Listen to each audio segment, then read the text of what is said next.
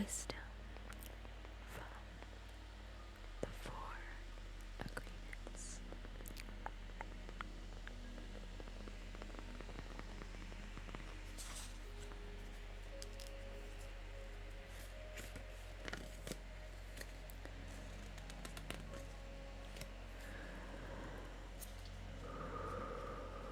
Introduction. Everything we do in life is based on the agreements we have made. Agreements with ourselves, with other people, with society, with God. But the most important agreements are the ones we make with ourselves. In these agreements, we tell ourselves who we are, how we have to behave, what is possible, what is impossible. We say, this is what I am. I can do certain things and some things I cannot do. One single agreement is not such a problem. We have many agreements that make us suffer and fail in life. The agreements that come from fear require us to expend a lot of energy. But the agreements that come from love help us to conserve energy and even gain more energy. If we want to live a life of joy, we have to find the courage to break the agreements that limit us and choose new agreements based on love. When we are finally ready to do this, there are 4 agreements we can make that help us reclaim our personal freedom. Based on ancient Toltec wisdom, the 4 agreements offer a simple code of conduct that can transform our lives to new experiences of freedom, happiness, and love. Thousands of years ago, the Toltec were known throughout southern Mexico as women and men of knowledge. They came together as masters and students to Tehucan, the ancient city of pyramids outside Mexico City, known as the place where one becomes God. Toltec knowledge arises from the same essential unity of truth as all the sacred, esoteric traditions found around the world. Though it is not a religion, it honors all the spiritual masters who have taught on the earth. While it does embrace spirit, it most accurately described as a way of life, distinguished by the ready accessibility of happiness and love. The first agreement: be impeccable with your word. The first agreement is the most important one and also the most difficult one to honor. Be impeccable with your word. It sounds very simple, but it is very, very powerful. Why your word? Your word is the power that you have to create. Your word is the gift that comes directly from God. Through the word, you manifest your intent, regardless of what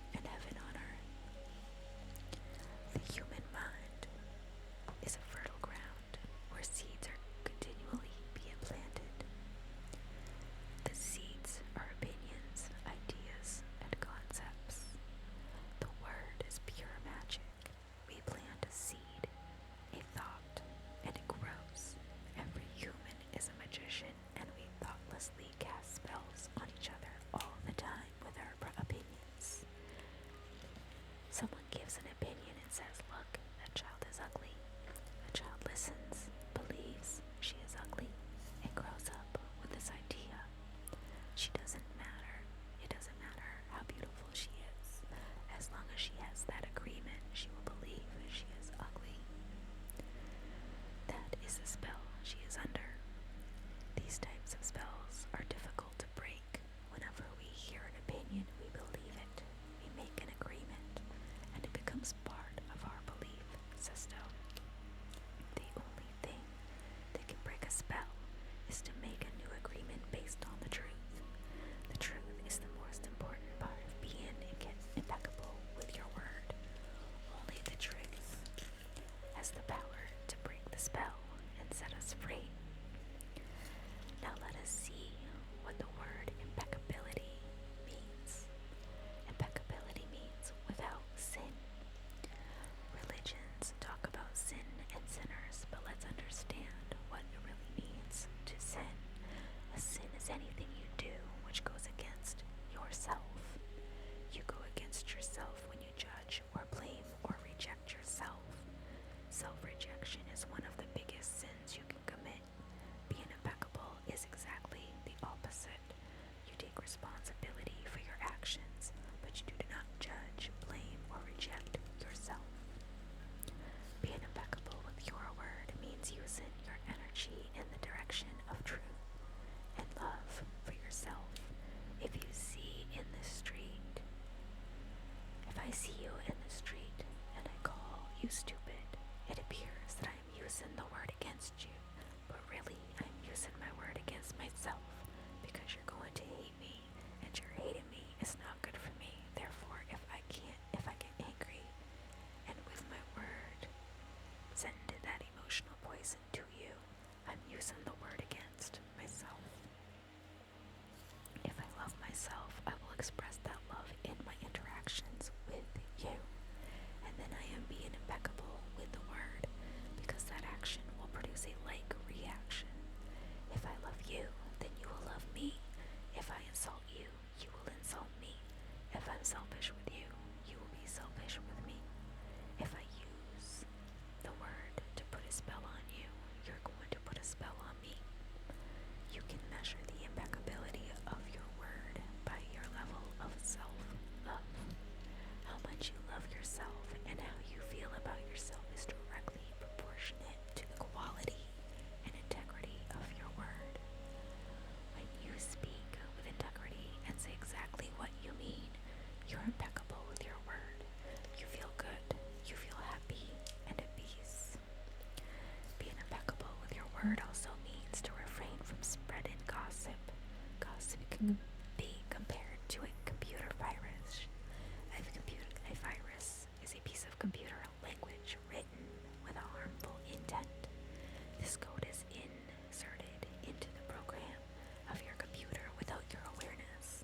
After this code has been introduced, your computer doesn't work right anymore. In the same way, one little piece of misinformation can break down communication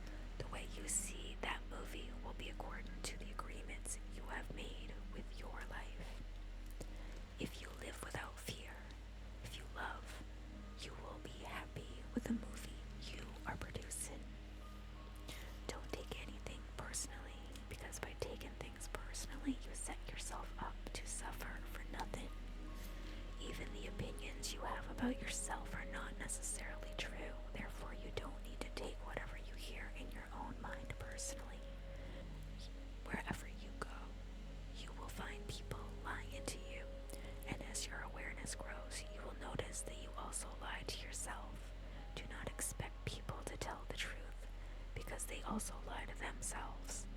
Even if others lie to you, it is okay. They are lying to you because they are afraid you will discover that they are not perfect. It is painful to take off our social masks. You have to trust yourself and choose to believe or not to believe what someone says to you. If others say one thing but you do another, you are lying to yourself if you don't listen to their actions. But if you are truthful with yourself, you will save yourself a lot of emotional pain. Telling yourself the truth may hurt, but you don't need to be attached to the pain. If someone is not treating you with love and respect, it is a gift if they walk away from you. If that person doesn't walk away, you will surely endure many years of suffering with him or her. Walking away may hurt for a while, but your heart will eventually heal. Then you can choose what you really want. Write this agreement on paper and put it on your refrigerator to remind you all the time. Don't take anything personally. As you make a habit of not taking anything personally, you won't need to replace your trust in what others do or say. You will only need to trust yourself to make responsible choices. You are never responsible for the actions of others. You are only responsible for you. When you truly understand this and refuse to take things personally, you can hardly be hurt by the careless comments or actions of others. You can travel around the world with your heart completely open. You can say, "I love you," without fear of being rejected. You can ask for what you need without guilt or self-judgment. You can choose to follow your heart always and live with inner peace and happiness. The third agreement: don't make assumptions. We have a tendency to make assumptions about everything. The problem with making assumptions is that we believe they are the truth. We make assumptions about what others are doing or thinking. We take it personally, and then we blame them and react by sending emotional poison with our word. We only see what we want to see and hear what we want to hear. We don't perceive things the way they are. We literally dream things up in our imagination. Because we are afraid to ask for clarification, we make assumptions that we believe are right. Then we defend our assumptions and try to make others wrong. Making assumptions in our relationships is really asking for problems. Often we make the assumption that our partners know what we think and that we don't have to tell them what we want. We assume they're going to do what we want because they know us so well. If they don't do what we assume they should do, we feel hurt and say, "You should have known." Another example: you decide to get married and you make the assumption that your partner sees marriage the same way you do. Then you live together and you find out this is not true. This creates a lot of conflict, but you still don't try to clarify your feelings about marriage. The husband comes home from work and his wife is mad, and he doesn't know why. Maybe it's because his wife made an assumption. Without telling him what she wants, she makes an assumption that he knows her so well, that he knows what she wants, as if he can read her mind. She gets upset because he fails to meet her expectations. Making assumptions in relationships leads to a lot of difficulties, a lot of misunderstandings with people we love. The way to keep yourself from making assumptions is to ask questions. Make sure the communication is clear. If you don't understand, ask. Have the courage to ask questions until you are as clear as you can be.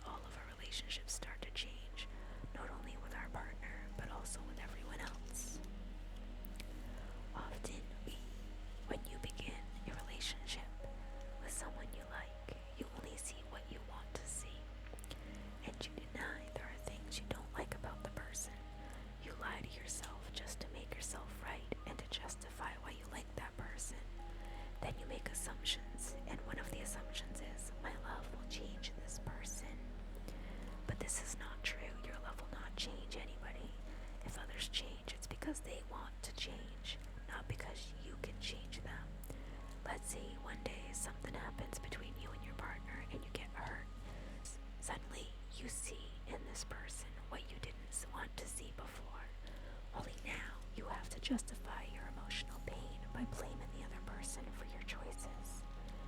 Real love is accepting other people the way they are without trying to change them. If you try to change them, this means we don't really like them. If you decide to live with someone, it is always better to make that agreement with someone who is exactly the way you want him or her to be. It is much easier to find someone whom you don't have to change than to try to change someone. The biggest assumption that humans make is that everyone sees life the way we do. We assume that others think the way we think, feel the way we feel, judge the way we judge, and abuse the way we abuse. And this is why we have a fear of being ourselves around others, because we think everyone else will judge us, victimize us, abuse us, and blame us as we do ourselves. Becoming aware of these habits and understanding the importance of this agreement is the first step. But information or an idea is merely a seed in your mind. What will really make the difference is action. Taking action over and over again will strengthen your will, nurture the seed, and establish a solid foundation for the new habit to grow. After many repetitions, these new agreements will become second nature. Don't make assumptions. By making this one agreement a habit, your lives are transformed completely. What we need comes to us easily because Spirit moves freely through us. Magic happens in our lives. This is the mastery of love, the mastery of gratitude, the mastery of life. This is the path to personal freedom. The fourth agreement: always do your best. There is just one more agreement, but it's the one that allows the other three to become deeply ingrained habits. The fourth agreement is about the action of the first three. Always do your best. Under any circumstances, always do your best. No more and no less. But keep in mind that your best is not going to be the same from one moment to the next. When you wake up refreshed and energized in the morning, your best will be better than when you are tired at night. Your best will be different when you are healthy as opposed to sick, or sober as opposed to drunk. Regardless of the quality of your efforts, keep doing your best. If you try to do more than your best, you spend more energy than is needed, and in the end your best will not be enough. When you overdo, you go against yourself, and it takes longer to accomplish your goal. But if you do less than your best, you subject yourself to frustrations, self-judgment, guilt, and regrets. If you have done your best and your inner judge tries to judge you according to your book of laws, you've got the answer. I did my best. There are no regrets. That is why you always do your best. There was a man who wanted to transcend his suffering, so he went to a Buddhist temple to find a master to help him. He went to the master and asked, "Master, if I meditate 4 hours a day, how long will it take me to transcend?" The master looked at him and said, "If you meditate 4 hours a day, perhaps you will transcend in 10 years. Thinking he could do better, the man then said, "Oh, Master, what if I meditate 8 hours a day? How long will it take me to transcend then?" The master looked at him and said, "If you meditate 8 hours a day, perhaps you will transcend in 20 years. But why will it take me longer if I meditate more?" The man asked. The master replied, "You are not here to sacrifice your joy or your life. You are here to live, to be happy, and to love. If you can do your best in 2 hours of meditation, but spend 8 hours instead, you will only grow tired and miss the point. You won't enjoy your life. Do your best, and perhaps you will learn that no matter how long you meditate, you can live, love, and be happy." Expressing what you are is taking action. You can have many great ideas in your head, but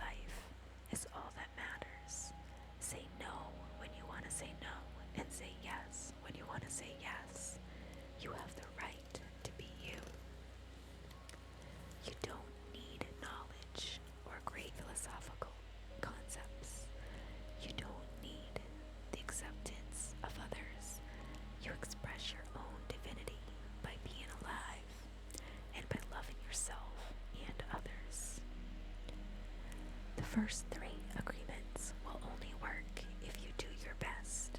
Don't expect that you will always be able to be impeccable with your word. Your routine habits are too strong and firmly rooted in your mind, but you can do your best. Don't expect that you will never take anything personally or make another assumption, but you can